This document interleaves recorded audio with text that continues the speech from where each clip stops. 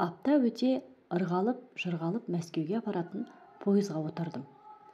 Үстімде аппақ қардай көйлек, енемнің көзі деп сандыққа тығып жүрген қынама камзолды кидім.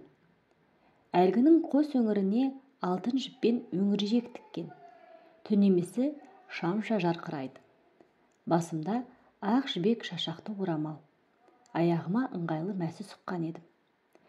Мәсі ескіліктің киімі, деп аупартком хатшысы қонышына зер салып тіккен шоңқайма кигізді. Қолымда өрмектен жаңа шыққан тоқыма қоржын. Аупартком хатшысы: қоржындағы мейіз, құрт, қауынқақ, өзге де тәтті құттыны төгіңіз. Жолазықты шабаданға салыңыз.